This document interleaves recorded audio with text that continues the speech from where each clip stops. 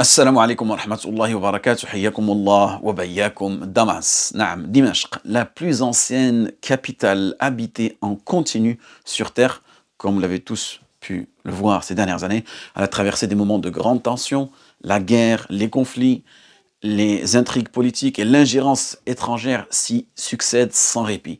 Mais pour nous, croyants, ce qui se déroule sous nos yeux est bien plus qu'un simple affrontement géopolitique. C'est l'accomplissement en réalité d'une prophétie annoncée par le messager sallallahu alayhi wa sallam il y a plus de 14 siècles. Beaucoup s'interrogent sur l'avenir du Cham, sur le rôle de Dimashq, de Damas dans l'histoire et surtout dans la fin des temps. Mais avons-nous réellement pris le temps de scruter les hadiths prophétiques qui mentionnent cette ville bénie et ce qui l'attend dans les grandes épreuves à venir? Le prophète sallallahu alayhi wa sallam n'a pas seulement évoqué le Cham, c'est-à-dire les pays du Levant, comme une région bénie. Il a aussi cité Dimashq, Damas, spécifiquement à plusieurs reprises. Et il a parlé de son rôle, on va dire, crucial, son rôle central dans les grandes batailles finales, et de son lien avec les résistants, et même de l'endroit précis où Isa ibn Maryam, alayhi salam, descendra à la fin des temps. Aujourd'hui, alors que nous voyons des injustices et les massacres s'abattre sur cette terre, certains pourraient se demander pourquoi cette ville est-elle si souvent au cœur des conflits? Pourquoi l'ennemi cherche-t-il tant à la dominer, à la soumettre? La réponse est simple, mes frères et sœurs, parce que Dimashq, Damas, n'est pas une ville comme les autres. Elle est un point clé dans l'histoire et dans l'eschatologie islamique. Alors, revenons aux paroles du prophète sallallahu alayhi wa sallam pour comprendre ce qui attend cette ville, quel est son destin prophétisé et quel rôle elle jouera dans les événements majeurs de la fin des temps. Mais avant cela, je voulais faire un petit rappel que l'Institut Comprendre Walillahi alhamd propose des cours de sciences religieuses et nous dispensons walillahi alhamd différentes matières. Donc je vous invite à faire un petit tour sur le lien ici dans la description, tout simplement sur le site comprendtondine.fr, et vous avez, bi'idhnillah, on va dire la liste de toutes les matières qui sont enseignées, la méthodologie et comment aussi rejoindre le plus rapidement possible l'Institut. Vous avez des cours en différé ou des cours en direct. Donc comme je vous disais, la ville de Dimashq, Allah yibarik fikoum, elle fait partie de ces événements majeurs de la fin des temps. Elle fait partie de cette eschatologie musulmane. Et elle est mentionnée spécifiquement dans plusieurs hadiths du prophète sallallahu alayhi wa sallam. Et comme je vous ai dit, elle occupe une place très très importante dans l'histoire islamique. Aujourd'hui, nous voyons cette ville traverser des périodes de guerre, de crise, de destruction et de lutte d'influence internationale. Walillahi alhamd, il y a pu y avoir une certaine stabilité. Mais est-ce que cette stabilité va-t-elle continuer? Certains diront que ce sont simplement les aléas du monde moderne. Mais pour celui qui croit aux prophéties du prophète sallallahu alayhi wa sallam, rien de ce qui se passe à Dimashq est né anodin. Dimashq, Damas, a toujours été une cible pour les grandes puissances et les envahisseurs. Mais à travers les hadiths du prophète sallallahu alayhi wa sallam, nous découvrons qu'elle jouera un rôle clé dans la plus grande bataille de l'humanité avant l'apparition du Dajjal et la venue d'Isa alayhi salam. Al-Ghouta, est-ce que vous avez déjà entendu parler d'Al-Ghouta, hein, ce quartier général des musulmans? Dans un hadith rapporté par Al-Hakim et authentifié par Al-Dhahabi, le prophète sallallahu alayhi wa sallam a dit: le jour de la grande bataille, Al-Malham al-Kubra, le quartier général des musulmans sera dans une terre appelée Al-Ghouta, près d'une ville appelée Dimashq. Cette ville sera la meilleure demeure des musulmans à ce moment-là. Allahumma barik fi shamina. Et ce hadith est stupéfiant quand on voit ce qui se passe aujourd'hui, hein, et ce qui s'est passé ces dernières années autour d'Al-Ghouta. Cette région a été ravagée par la guerre, a été un bastion de résistance contre différentes forces au cours de ces dernières décennies. On va voir même des siècles en arrière, des massacres qui ont été perpétrés. Des enfants et des familles entières ont péri sous les bombes, sous les sièges militaires. Et pourtant, le prophète sallallahu alayhi wa sallam nous annonce quoi? Que cette terre sera le refuge des musulmans au moment de la grande bataille à venir. Cela signifie que malgré toutes les souffrances, cette terre ne disparaîtra pas. Naam.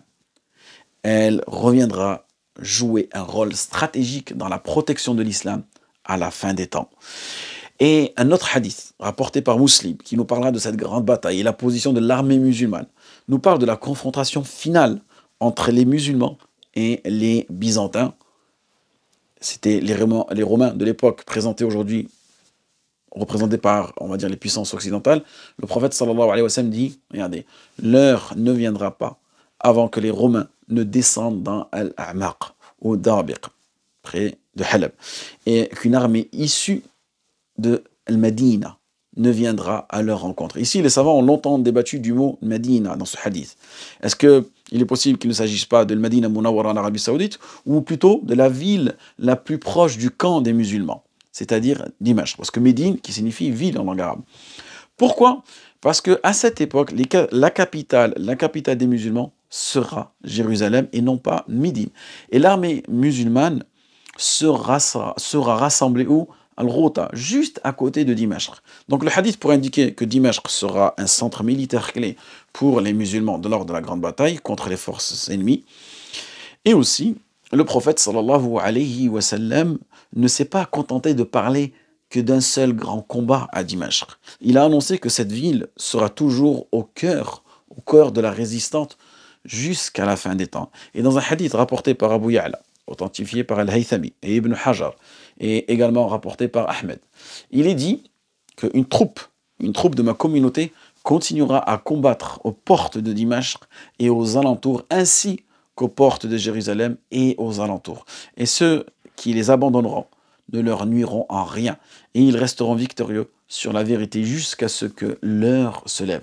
Et ce hadith, en réalité, il nous annonce une réalité que nous voyons sous nos yeux aujourd'hui, depuis des siècles. Dimashq, Damas, est un champ de bataille.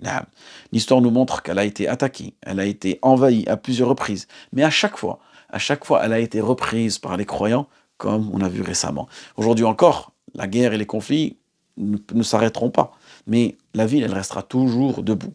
Et l'importance des portes orientales de Damas, le prophète sallallahu alayhi wa sallam a également mentionné un lieu très précis à Dimashq, qui aura une importance unique dans la fin des temps, les portes orientales de la ville de Dimashq, Abwab ou Dimashq.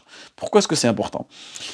Car lors de la grande bataille, les armées musulmanes viendront de l'est, min-al-Sharq, en direction de Alep. Et lors de la conquête islamique de Dimashq, Khalid ibn Walid est entré par cette porte orientale. Et c'est ainsi que Isa ibn Maryam alayhi salam descendra à la fin des temps, Wallahu alam. Et dans un hadith rapporté aussi par Muslim, d'après Nawas ibn Sam'an, radiyallahu anhu, le prophète sallallahu alayhi wa sallam a dit, alors que le Dajjal c'est-à-dire répandra son mal sur terre, Allah subhanahu wa ta'ala enverra qui? Isa ibn Maryam alayhi salam. Et il descendra près du minaret blanc à l'est de Dimashq. Donc on voit que ce n'est pas une coïncidence. L'histoire de Dimashq, elle est écrite dans les hadiths prophétiques, et ces épreuves, ces guerres, ces victoires et ces batailles sont prédestinées.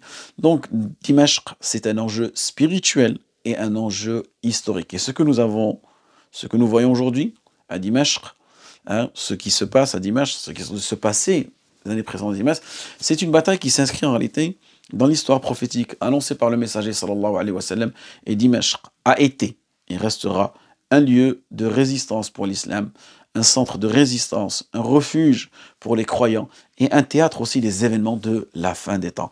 Alors que les conflits continuent et que la ville subit des assauts de toutes parts, nous devons nous rappeler que la fin appartient aux croyants, wal-aqibatu lil muttaqin, et que Dimashq, elle ne sera jamais, on va dire, sous une protection totale, jusqu'à la fin des temps.